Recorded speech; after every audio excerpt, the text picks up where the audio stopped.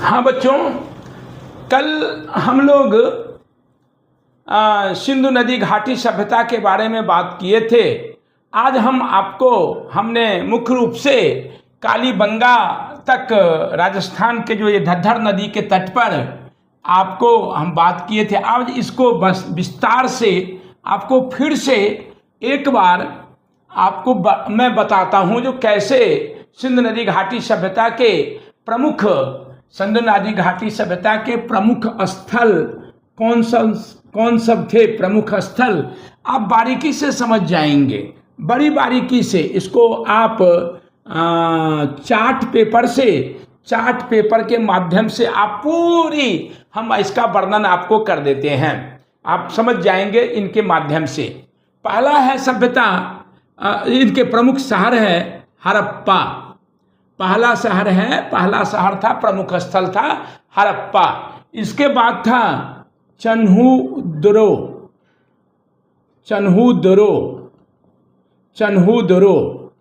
ठीक, चन्हुदरो के बाद आपको इनका तीसरा शहर था मोहनजोदड़ो।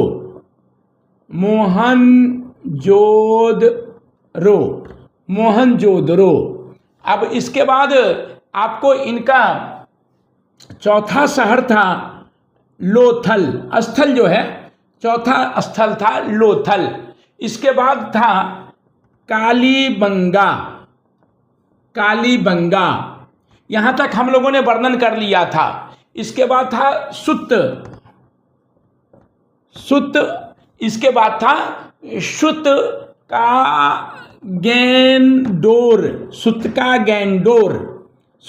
गैंडोर। इसके बाद था आपको धौलवीरा। इसके बाद था आपको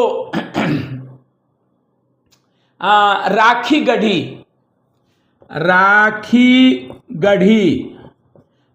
गढ़ी। धौलवीरा के बाद राखी गढ़ी था। इसके बाद था बनवाली। और बनवाली के बाद था भीरना। अब आप समझिए, ये धौलवीरा आपको कहां पर था? गुजरात में। ये सुतकानगोर कहां पर था? महाराष्ट्र में। ये राजीगढ़ी कहां पर है? अभी वर्तमान का हरियाणा। बनवाली कहां पर है? हरियाणा। और भीरना जो है ये भी हरियाणा में था। अच्छा, इसके बाद आपको ये धौलवीरा जो है, इनमें आपको मुख्य रूप से गढ़ मिला है। वहां पर ऊंचा टीला मिला है, मध्यम टीला मिला है और निचला स्तर मिला है। समझ में आ गया? इसके राजीगढ़ी में खिलौने के अवशेष मिले हैं। कहां पर? राजीगढ़ी में। और आपको और ये बता रहा हूं, ये सब धद्दर नदी के तट पर था, ये शहर थे। तो कुल मिलाकर के आपको इनमें मुख्य रूप से हड़प्पा सभ्यता में 1 2 3 4 5 6 7 8 9 10 जो है प्रमुख स्थल थे। और ये जो भीरना जो है, ये बनवाली जो है, ये सबसे पुराना शहर था। इनका सबसे पुराना शहर था। और राजागढ़ी जो था ये सबसे बड़ा शहर था। क्योंकि इनके जो अवशेष मिले हैं, ये अवशेष बहुत दूर में फैले हुए थे।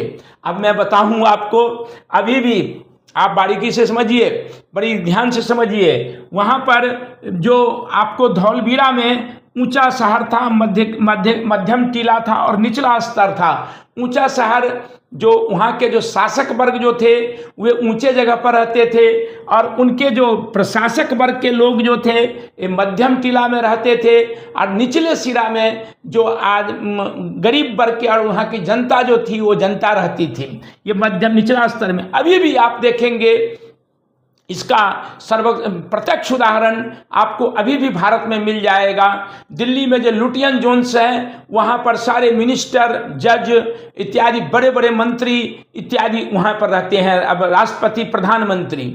उसके बाद लुटियन जोन्स के थोड़ी सी उन लुटियन जोन्स में ही वहाँ पर बड़े बड़े पदाधिकारी वर्ग के लोग रहते हैं, और जो सामान्य वर्ग के लोग जो रहते हैं वे अनऑथराइज कॉलोनी में, अनधिकृत कॉलोनी में या किसी अधिकृत कॉलोनी में ही जो सामान्य जीवन बिताते हैं। तो हर समय में इस पृथ्वी का नियम है, जो राजघराना जो होता है वे ऊंचे जगहों पर किला में रहते हैं, अच्छी व्यवस्था में रहते हैं, और उनकी व्यवस्था बहुत अच्छी होती है। और उनके जो प्रशासक वर्ग जो होते हैं उनके लिए भी आपने आप देखा होगा, एम्स के पास में उनके प्रशासक वर्ग के लिए बड़े बड़े मकान बना करके रखे गए हैं, बड़े बड़े मकान हैं। और ये निचला स्तर जो होता है उन लोगों के लिए जो बड़े प्रशासक वर्ग होते हैं, और जो राजा जो लोग होते हैं, जो शासक वर्ग जैसा भी प्रधानमंत्री, राष्ट्रपति, मंत्रीगण, उनके लिए अच्छी व्यवस्था रहती है हर जगह पर। और जो सामान्य वर्ग के लोग रहते हैं, आप इसका उदाहरण आप चले जाइए किसी हॉस्पिटल में, अस्पताल में, तो आप देखेंगे जो उन बड़े बड़े पदाधिकारी, बड़े बड़े मंत्री, राजा मतलब प्रधानमंत्री, राष्ट्रपति के लिए अलग व्यवस्था होती है, और सामान्य वर्ग के लोग जो होते हैं वे लाइनों में निचले स्तर पर रहते हैं, और लाइनों में लगे हुए भेड़ बकरी की तरह लाइन में लगे होते हैं। कहने का अर्थ यह है, जो उनकी जो निचले स्तर का जो सड़कें जो होती है वो कंजस्टेड होती है, कूड़े भरे हुए रहते हैं, मतलब गंदगी फैली हुई रहती है। जो उच्च वर्ग के लोग होते हैं उनके शहर अच्छे होते हैं। जो अंग्रेजों के ज़माने में दो प्रकार के शहर होते थे, एक व्हाइट टाउन और एक ब्लैक टाउन। व्हाइट टाउन में अंग्रेज लोग रहते थे, वो छावनी के तौर पर रहते थे, और वहाँ सैनिक व्यवस्था होती थी। रात के समय गरीबों माने भारतीयों के लिए वहाँ जाना मना था। और ब्लैक टाउन में भारतीय लोग रहते थे, ये भी पढ़ाएंगे इतिहास में।